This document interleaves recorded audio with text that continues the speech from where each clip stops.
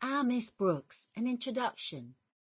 Our Miss Brooks was a big radio hit from the get-go. Eve Arden may not have been the original first choice, but she made the role her own and gathered individual awards by the armful. Until its debut in 1949, women had been, as in much of life, the subordinate gender, supporters and flag wavers rather than equals or the stars. Our Miss Brooks helped change that. Here was a woman confident, funny, layered with sometimes conflicting emotions, trying to gain a boyfriend of her choosing and holding down a job as a high school teacher. It was quite a menu. Jeff Chandler played her shy biology teacher and love interest, Mr. Boynton, and the dynamics and laugh between themselves, the students, their colleagues and principal, all played by a very fine cast, make this sitcom one of radio's funniest and finest. Let's go join the fun. Palmolive Soap, your beauty hope, and Luster Cream Shampoo for soft, glamorous, caressable hair bring you Our Miss Brooks, starring Eve Arden.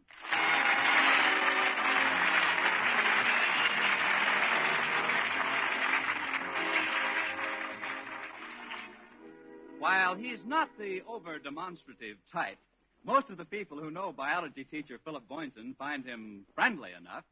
Well, to our Miss Brooks, who teaches English at Madison High School, he's also friendly, but not enough. It isn't that Mr. Boynton doesn't have his moments. It's just that I'm never around when he's having them. Last Thursday morning, as usual, my landlady, Mrs. Davis, and I were discussing this phenomenon at the breakfast table. I can't understand it, Connie. You and Mr. Boynton have been going together for quite a while now, haven't you? Yes, indeed, Mrs. Davis. Let's see, we started dating the week he got his pet frog, McDougal. That was over 2 years ago. You mean you two have been going steady for the past 2 years? That's right, Mrs. Davis.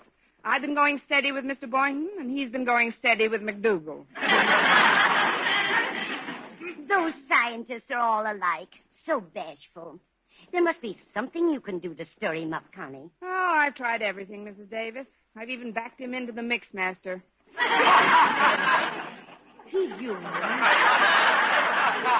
Did you really, Connie? No, but it's not a bad idea.